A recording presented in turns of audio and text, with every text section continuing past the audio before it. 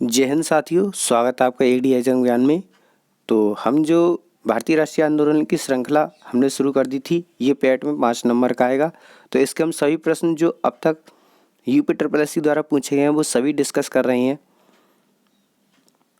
तो ये श्रृंखला इसी तरीके से चलती रहेगी, तो आप वीडियो को देखते रहें।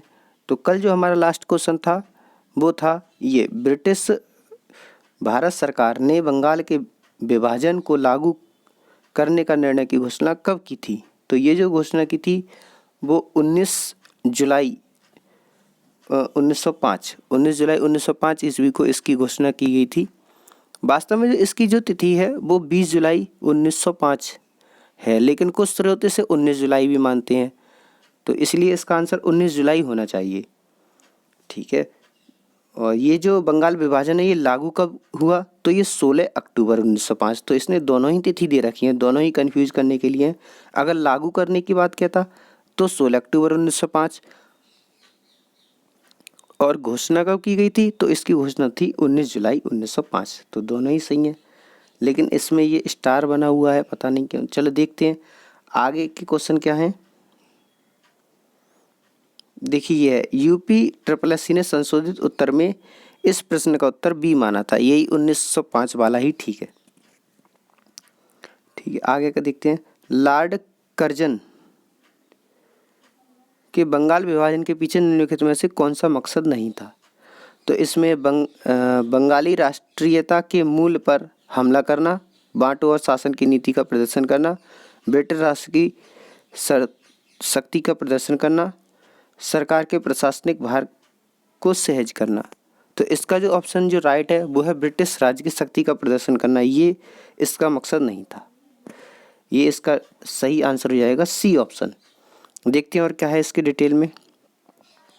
इन्होंने लिखा है कि दिए गए विकल्प में ब्रिटिश राज्य की शक्ति का प्रदर्शन लॉर्ड कर्जन के बंगाल विभाजन के पीछे का मकसद नहीं था, यही इसका कारण है।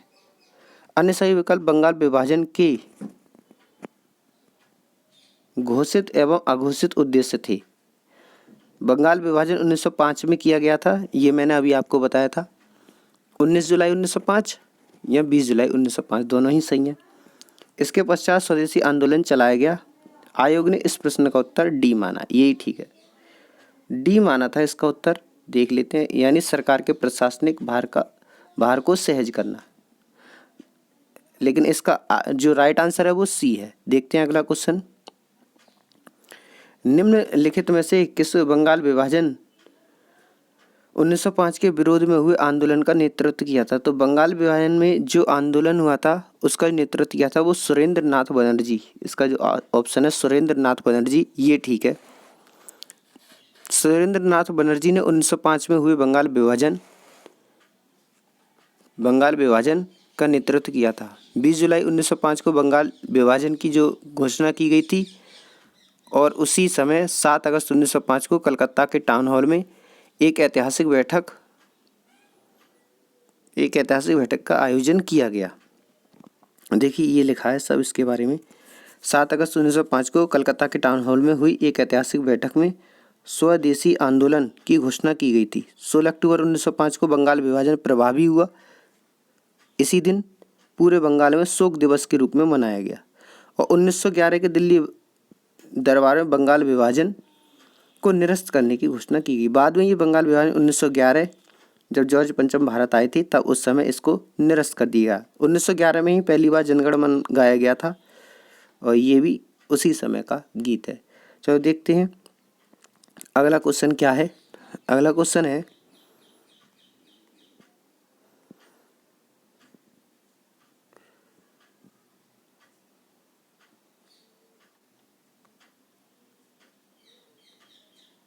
ये गांधी जी ने जून 1904 में डरबन के बाहर किस स्थान पर सामुदायिक क्रियाशील मठ की स्थापना की। तो ये गांधी जी का पहला जो मठ है ये इसकी स्थापना हुई थी। फिनिक्स आश्रम के रूप में गांधी जी ने सबसे पहला अपना मठ स्थापित किया था, फिनिक्स आश्रम। ये 1904 में डरबन में हुआ था, इसकी स्थापना डरबन में की गई थी। आगे देखते हैं क्या है इसके बारे में। ये लिखा है इन्होंने, गांधी जी ने 1904 में डरबन दक्षिण अफ्रीका में फिनिक्स आश्रम की स्थापना की थी। फिनिक्स महात्मा गांधी द्वारा स्थापित प्रथम आश्रम था। उसके बाद गांधी जी ने दक्षिण अफ्रीका में 1904 में नटाल 1894 में नटाल इंडियन कांग्रेस की स्थापना भी की थी। जब गांधी जी भारत आए तो गांधी जी ने अपना जो आश्रम बनाया था वो साबरमती में आश्रम बनाया था। साबरमती, अगर भारत में पूछता है तो उसका आंसर साबरमती होगा। और दक्षिण अफ्रीका में जो आश्रम बनाया था वो डरबन में अपना पहला आश्रम बनाया था। जब गांधी जी भारत से गए तो ये जो लिखा है इसके बारे में और पढ़ते हैं। क्वेश्चन है, महात्मा गांधी ने भाप से चलने वाले जहाज एसएस सफारी द्वारा दक्षिण अफ्रीका के किस जगह पहुंचे? तो महात्मा गांधी जब जो गए थे वो दादा अब्दुल्ला का, गुजराती व्यापारी दादा अब्दुल्ला था, उसका मुकदमा लड़ने के लिए भाप से चलने वाले जहाज एसएस सफारी के द्वारा गए थे और दक्षिण अफ्रीका के ये डरबन में ही पहुंचे थे। सबसे पहली बार डरबन में पहुंचे थे, तो इसका आंसर हो जाएगा डरबन। तो डरबन में महात्मा गांधी सबसे पहले पहुंचे थे। सन 1893 थी और 24 वर्ष की आयु में ये डरबन पहुंचे। आगे देखते हैं क्या है डिटेल। ये लिखा है, गांधी जी 24 वर्ष की उम्र में 1893 में गुजराती व्यापारी दादा अब्दुल्ला का मुकदमा लड़ने के लिए एसएस सफारी जहाज द्वारा दक्षिण अफ्रीका के डरबन पहुंचे थे। ये भी कहा गया है ये क्वेश्चन, गांधी जी दक्षिण अफ्रीका किस वर्ष पहुंचे? तो 1893 में ही गांधी जी दक्षिण अफ्रीका पहुंचे। ये है। अगला क्वेश्चन देखते हैं, रंगभेद के कारण महात्मा गांधी को किस वर्ष दक्षिण अफ्रीका के पीटरमैरिट्जबर्ग रेलवे स्टेशन में प्रथम श्रेणी के रेल के डिब्बे से सामान सहित बाहर फेंक दिया गया था? तो ये 1893 की ही बात है, जब महात्मा गांधी जहाज के द्वारा सबसे पहली बार जो पहुंचे वो डरबन पहुंचे। डरबन से उनकी ट्रेन जा रही थी प्रिटोरिया, डरबन से प्रिटोरिया जा रही थी। तो प्रिटोरिया में क्या था, बीच में एक स्थान पड़ता है पीटरमैरिट्जबर्ग, ये इसने जो लिखा है पीटरमैरिट्जबर्ग। डरबन से प्रिटोरिया जाते समय एक स्टेशन है पीटरमैरिट्जबर्ग, तो उस स्टेशन पर वहाँ रंगभेद के कारण उनके जो सामान सहित उन्हें फर्स्ट क्लास एसी के डिब्बे से बाहर फेंक दिया गया था। तो ये इसका राइट आंसर होगा 1893 में ये घटना हुई थी जब गांधी जी अफ्रीका गए थे। इसका देख लीजिए, डी ऑप्शन सही है। इसके बारे में लिखा है, डरबन में एक सप्ताह रुकने के बाद वह प्रिटोरिया के लिए रवाना हुए। यात्रा के दौरान उन्हें अपमानित किया गया और पीटरमैरिट्जबर्ग रेलवे स्टेशन पर रंगभेद के कारण प्रथम श्रेणी के रेल के डिब्बे से सामान सहित उतारकर बाहर फेंक दिया गया था। अगला क्वेश्चन, महात्मा गांधी ने सत्याग्रह सभा की स्थापना कब की थी? तो सत्याग्रह सभा की स्थापना की थी महात्मा गांधी ने फरवरी 1919 में। फरवरी 1919 में महात्मा गांधी ने सत्याग्रह सभा की स्थापना की। देखते हैं अगला क्वेश्चन क्या है।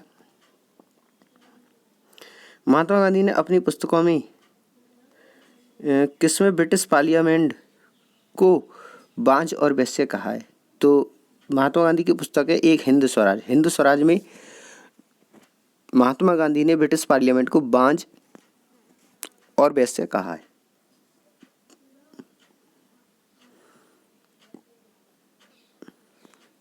महात्मा गांधी ने निम्नलिखित में किसे अपना राजनीतिक गुरु बनाया? महात्मा गांधी के जो राजनीतिक गुरु थे वो गोपाल कृष्ण गोखले थे। गोपाल कृष्ण गोखले महात्मा गांधी के राजनीतिक गुरु थे और महात्मा गांधी ने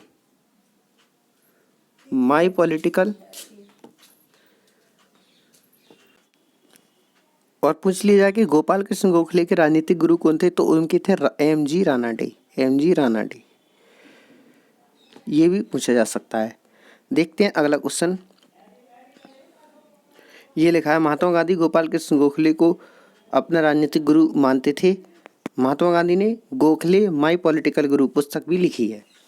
अगला 1917 का सत्याग्रह महात्मा गांधी का पहला सत्याग्रह था और भारतीय स्वतंत्रता आंदोलन का एक बड़ा विद्रोह था। ये कौन सा सत्याग्रह था? 1917। तो ये जो सत्याग्रह था वो चंपारण सत्याग्रह था। महात्मा गांधी आए थे 1916 में भारत आए थे महात्मा गांधी, और इन्होंने चंपारण में जो नील की खेती थी, तिनकटिया प्रणाली, उसमें 3/20 भाग पर खेती करना जरूरी था, उसके विरोध में सबसे पहला सत्याग्रह करा था बिहार के चंपारण नाम के गांव में। तो चंपारण सत्याग्रह। और राजकुमार शुक्ला एक व्यक्ति थे, राजकुमार शुक्ला, जिसके कहने पर महात्मा गांधी ने यह सत्याग्रह बिहार में किया था। बिहार के ही व्यक्ति थे राजकुमार शुक्ला। देखो देखते हैं इसका डिटेल। ये लिखा है वर्ष 1917 में बिहार के चंपारण में किसानों के हक के लिए शुरू किया गया सत्याग्रह भारत में महात्मा गांधी का पहला सत्याग्रह था। महात्मा गांधी ने चंपारण आने तथा कृषकों की समस्या की जांच करने के लिए राजकुमार शुक्ला ने इन्हें राजी किया था। अगला क्वेश्चन, 1917 में चंपारण सत्याग्रह में किस राज्य में प्रारंभ किया गया था? जो चंपारण सत्याग्रह वो बिहार का गांव है चंपारण, वहीं से ये शुरू किया गया था चंपारण। ये लिखा है महात्मा गांधी के किस अमेरिकी जीवनी लेखक ने लिखा था कि असहयोग भारत और गांधी जी के जीवन में एक युग का नाम है बन गया है? तो ये जो लिखा था वो व्यक्ति थे लुई फिशर। लुई फिशर नाम के व्यक्ति थे। ये लिखा है लुई फिशर। लुई फिशर नामक एक व्यक्ति थे जिन्होंने ये लिखा था कि असहयोग भारत और गांधी जी के जीवन में युग का एक नाम है। बाकी आप ये इसके बारे में ये देख सकते हैं।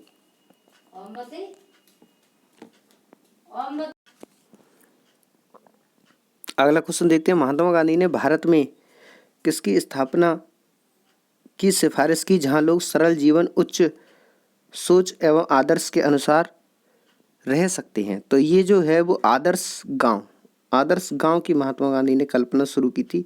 तो इसका आंसर हो जाएगा आदर्श गांव।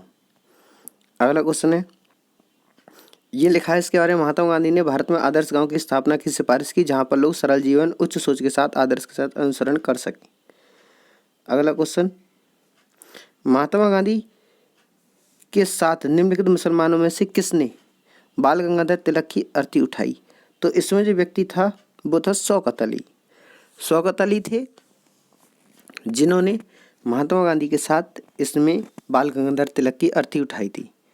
और इसकी डिटेल और देख लेते हैं। देखिए ये लिखा है इसके बारे में, बाल गंगाधर तिलक की मृत्यु 1 अगस्त 1920 को हो गई थी।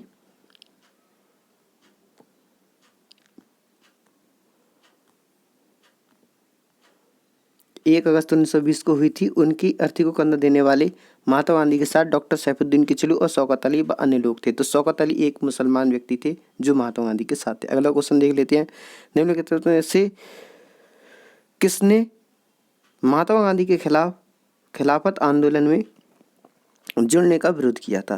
तो जुड़ने का जो विरोध किया था वो मोहम्मद अली जिन्ना थे। और ये पिछले साल 2021 का क्वेश्चन है। तो इसमें कौन थे विरोध में? देखिए पैट 2021 का क्वेश्चन है, ये 24 अगस्त को हुआ था। अगला क्वेश्चन है, असहयोग आंदोलन किस वर्ष प्रारंभ हुआ? जो असहयोग आंदोलन की शुरुआत हुई है वो हुई है 1920 ईस्वी में। तो इसका आंसर हो जाएगा बी ऑप्शन, 1920 ईस्वी असहयोग आंदोलन की शुरुआत हुई थी। असहयोग आंदोलन के बारे में और देख लेते हैं। ये इधर लिखा है, देखते हैं क्या है। असहयोग आंदोलन की शुरुआत गांधी जी द्वारा 1 अगस्त 1920 को की गई थी। 1 अगस्त 1920 को गांधी जी ने असहयोग आंदोलन शुरू होने के 1 वर्ष के भीतर स्वराज प्राप्त करने का नारा लिया। असहयोग आंदोलन के दौरान मोतीलाल नेहरू, लाला लाजपत राय, सरदार वल्लभ भाई पटेल, जवाहरलाल नेहरू तथा राजेंद्र प्रसाद न्यायालय का बहिष्कार कर आंदोलन में कूद पड़े। देखते हैं अगला क्वेश्चन क्या है, चौरी चौरा घटना कब हुई थी? तो चौरी चौरा की जो घटना हुई थी वो 4 फरवरी